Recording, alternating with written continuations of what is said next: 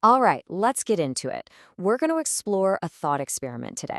A fictional story, but one that could totally change the AI industry forever. We're calling it The Great ChatGPT Exodus. Now, I want to be clear, this is a hypothetical story, but the questions it brings up, oh, they are very, very real. I want you to picture a date. February 28th, 2026. In our story, this is a day that goes down in AI history. You know, one of those days that starts out completely normal, but by the end of it, the ground completely cracks open right under the biggest name in tech. So on this day, there was just one number, one single number that sent absolute shockwaves through Silicon Valley, a plus 295% increase. And you're probably thinking, an increase in what? Well, that's the kicker. This number represents a huge, massive surge in people uninstalling ChatGPT. I mean, think about it. This was a digital protest on a scale nobody had ever seen. Millions of people, loyal users who used this thing every single day, they all decided almost at the same time to just delete it. So the big question we have to ask is, why? Why did this happen? And that is exactly what we are going to break down right now. All right, so the day AI changed, the announcement that shook the tech world. It all started with something that looked pretty harmless, just a routine blog post from OpenAI. In it, they announced a new contract with the US Pentagon. The goal? To advance national security. Now, maybe a few years ago, this kind of thing might have flown under the radar, but not this time. Next up, two companies, one choice. A single offer, two very different answers. See, to really get what happened here, you gotta rewind a bit, because the Pentagon didn't just go to OpenAI. In a move that basically set the stage for all this drama, they made the exact same offer to their biggest rival, Anthropic, the folks who make Claude. So you have one deal, two AI giants, and a choice that was about to change absolutely everything. And right here, this is the heart of the whole story. The two companies gave two totally, profoundly different answers. From Anthropic, it was a simple, firm no. From OpenAI, it was a lot more complicated, more like a yes, but. And as everyone was about to find out, that little but, well, it made all the difference.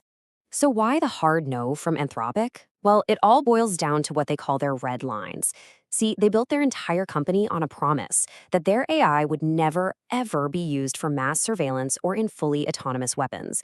And these weren't just, suggestions on a memo. They were non-negotiable, hard-coded ethics. The Pentagon basically wanted them to get rid of those restrictions, and Anthropic, they just wouldn't do it. And then their CEO, Dario Amodei, he just laid it all out there in a public statement that, of course, went totally viral. He said, quote, "We built Claude to help humans, not harm them. This is our red line, and no amount of money can change it." Wow. I mean, talk about drawing a line in the sand. Super clear, super powerful. Okay, so now let's look at the fallout. The great user exodus, the data behind the digital revolt. This is where we see how that one choice led to a complete user rebellion. Because let me tell you, the data tells a story that no PR statement ever could. Okay, now just look at these bars. This is where things get, frankly, insane. According to our hypothetical data from Sensor Tower, ChatGPT's daily uninstall rate was normally sitting at around 9%, pretty standard. But then it just skyrockets to over 35% in a single day. That's that 295% jump we mentioned at the start. It was a complete digital landslide. And it wasn't just the uninstalls. Oh no, take a look at this. It was a total bloodbath across the board. 1-star reviews on the App Store, they jumped by a mind-blowing 775%. And at the same time, their 5-star reviews got chopped in half. For a brand that was basically built on people loving it, this was an absolute catastrophe. So while ChatGPT was in a free fall, what was happening with its rival? Well, it was soaring. And for the very first time in history, an AI app that was not ChatGPT hit that coveted #1 spot on the App Store. And I think you can guess which one it was. Yep, it was Claude. And Claude's numbers were just as wild, but in a good way. I mean, look at this. Downloads exploded by 420%. Positive 5-star reviews shot up by 230%. You see, this wasn't just people being angry at OpenAI. It was a conscious, massive migration over to the company they felt had kept its word. And this one review from the App Store, which got super popular, really puts a human face on all this data. It says, I used ChatGPT for 2 years, but when a company sells ethics for money, I can no longer trust it. Claude is my home now. That really says it all, doesn't it? People felt betrayed. This was never about features, it was about trust. Which leads us right into our next section, spin versus transparency. This is all about how the two companies talked about their choices, and it's a masterclass in what to do and what not to do. So OpenAI is under a ton of pressure, right?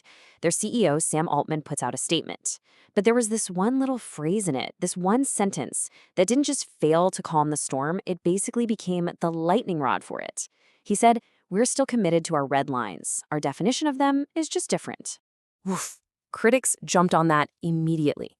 This take from a security analyst went viral because it just perfectly captured what everyone was feeling. They said, when an AI company says our definition is different, it means they're bending the rules. People felt like a different definition was just corporate speak for creating a loophole. So OpenAI tried to clean up the mess. They released a few more details about the contract, mentioning national security exceptions and pointing out that an ethics committee had to approve things. But here was the real problem. Parts of the contract were classified, and that just made things worse. It raised way more questions. Like, what are you hiding in those classified sections? And then you have Anthropic. They went in the complete opposite direction. They didn't just stick to their guns. They doubled down. They announced a brand new policy of what you could call radical transparency. All government contracts from now on would be made public. No exceptions, no classified bits. I mean, the contrast between the two companies just could not have been more stark. So let's talk about the big picture. Why this matters now. The new rules of the AI industry. Why is this one fictional event so important? Because in our story, this wasn't just a blip. This consumer revolt completely rewrote the rulebook for the whole tech industry. This quote from a fictional firm, Tekin Strategy Analysis, just nails it. This is the first time consumers have told a tech company, your ethics matter more to us than your convenience. I mean, think about it. For decades, the mantra in tech has always been that convenience wins, right? The great exodus in our scenario is the moment where users stood up and said, nope, not anymore. So this whole thing created a totally new reality. It raises the question, what are the new rules of the game for building tech, especially in the age of AI? So if we boil it all down, the lessons from our story are super clear. First, ethics isn't just a nice to have anymore, it's a real competitive advantage. Second, transparency is the only way you build real trust. Third, that trust you build, it's incredibly fragile and can be lost in a second. And the big one, fourth, at the end of the day, it's the users who hold all the power, especially when they act together. And that really leaves us with one final huge question to think about. As these AI tools get more and more powerful and more integrated into our lives, what are we going to choose?